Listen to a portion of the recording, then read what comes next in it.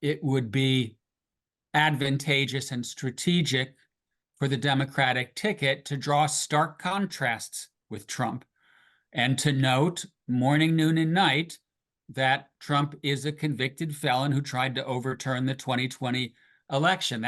Those are marks against him that are going to be hard to run away from. President Biden has said that he will not contest the presidential election. This has been in the wind for a while now. Why do you think he has made this decision now? I don't think Joe Biden had an option, quite honestly. I think it was a difficult decision. I think he agonized over it, but I think it was coming sooner rather than later, better sooner, because there really was an unstoppable wave of anxiety among prominent Democrats and Democratic donors that Biden had done irreparable damage to the Democratic ticket in the campaign, and that voters had legitimate concerns about his ability to defeat Trump, as well as his ability to serve out a second term because of potential cognitive impairments or exhaustion associated with his age. And the problem is that the issue was not going away. Every day, every hour, there was another front page story, another top of the news report about this Democrat has spoken up, that Democrat has spoken up, this donor has backed out. And I think it became relatively apparent to Biden and those right around him that there was no way to reverse this trend, and he had to back out. It's interesting. I was talking to his biographer, Chris Whipple, earlier, who said that one of the hallmarks of his political career had been stubbornness, might be the wrong word, but a desire to beat the odds, to be the underdog. Do you think that prolonged the decision? It may well have. I think that Biden is someone who regretted not running in the 2016 election. I think he believed legitimately that this election, like the last election, was a fight for the soul of America, with the very foundations of American democracy on the line, and that he was well suited to beat Trump and to continue what he began. But I do think that little by little, harsh reality set in. And just watching what was said and what was done over the last few weeks, I think the initial reaction was denial. I'm not going anywhere. And then little by little, day by day, as the polls were coming in, as advice from those close to him that he trusted was coming in, I think it just basically became untenable to continue. What about the future now? You will know the machinations of the Democrat Party much better than we do. Is there any way that Kamala Harris will not now be the Democrat candidate? Yeah, at least procedurally, the field is wide open. The fact that Biden endorsed Kamala Harris and that she is the vice president and therefore the heir apparent means that she is most likely to be the candidate. And I think that Biden endorsed her as quickly as he did to avoid a food fight within the party. This is a party that is not unified ideologically. There's a strong progressive wing. There's a strong centrist wing. If you open this up into a free-for-all, it could damage the party. It could take weeks, even all the way to the Democratic convention in mid-August, to settle this. So I think that the best option, the best outcome for the Democrats is to rally behind Kamala Harris, to have a straw poll organized by the Democratic National Committee before the convention, effectively nominate her informally. She then reaches out and picks a vice presidential candidate, most likely a governor from a swing state.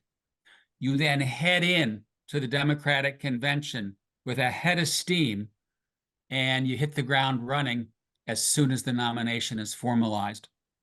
We haven't yet had an endorsement from Obama.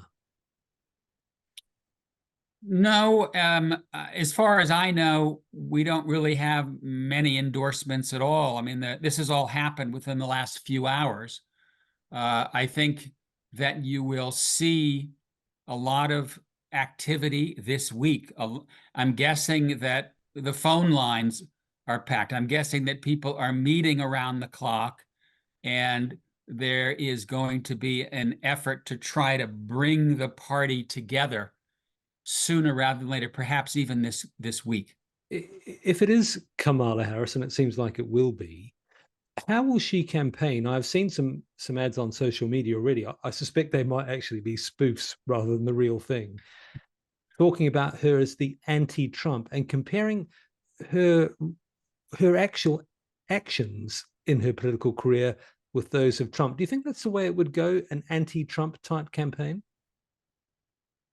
Well, I think it would have an anti-Trump element, no question about that, and that it would be advantageous and strategic for the Democratic ticket to draw stark contrasts with Trump and to note morning, noon, and night that Trump is a convicted felon who tried to overturn the 2020 election. Those are marks against him that are going to be hard to run away from. The other thing that I think is important here is that Trump picked JD Vance as his running mate.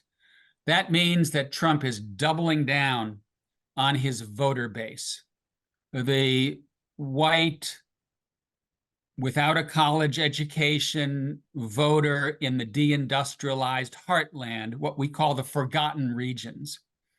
And that is one way to go about it. I'm not sure it's the best way because you can't win just with that constituency. It's a big constituency. 42% of the American electorate is white without a college education. But that doesn't get you to the Oval Office. You also need to win over some moderate Republicans and some independents. I think Trump, by picking JD Vance, has opened up a door to the Democrats to win over those moderate voters. And I expect Kamala Harris to go right after them. So, having said that, is your calculation that Kamala Harris does now have the opportunity to win? No question in my mind. Yeah, I would say that, how would she do that? Had you and I spoken last night, I would have been deeply worried. I will sleep better tonight. How does she do it? Which are the key states?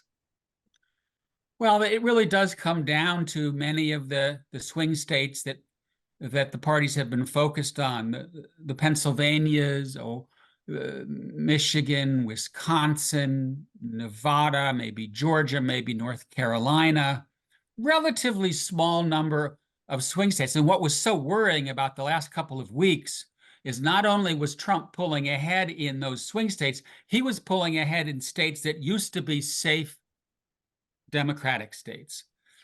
And so things were really looking quite bleak. And what I expect to see happen in the next couple of weeks is those polls are going to go much narrower and tighten.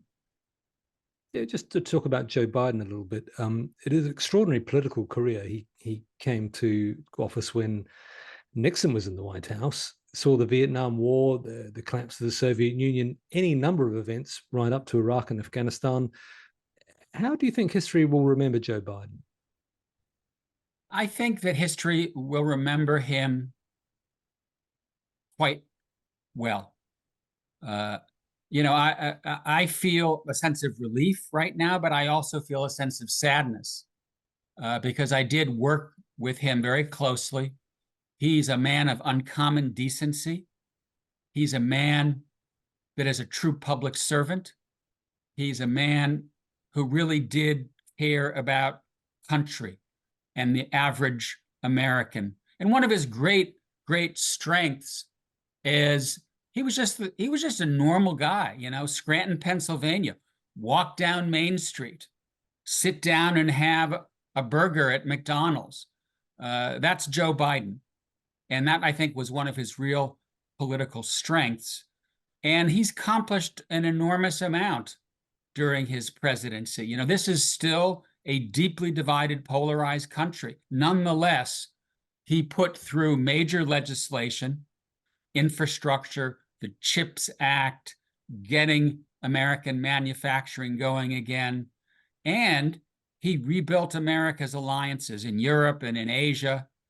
Ukraine is still standing against a vastly superior Russian aggressor. It's remarkable. So I think he accomplished a lot, but it is time for him to pass the baton. To pick up on that point, I know you've written about America's periods of isolationism foreign policy in the past. And you talked about Biden repairing relationships, his relationship with Ukraine and the conflict with Russia. Do you think if it is to be a Trump presidency, we are heading to a new era of American isolationism? If by isolationism you mean a detachment from the rest of the world, no. And that's because that kind of 19th century isolationism is no longer possible. And that's because we live in a globalized world. Big oceans on either side of the United States no longer protect it from missiles, from cyber attacks, from pandemics. So you can't simply pull up the drawbridge like you used to be able to do. That having been said, I think Trump has a very different vision of America's role in the world. I think he will be very protectionist. I think he will try to bring the war in Ukraine to an end very quickly. I think he will be very ginger about putting American forces in harm's way and look to Europeans to pick up a lot more of the slack. So I think what you'll see is Trump 1.0 on steroids.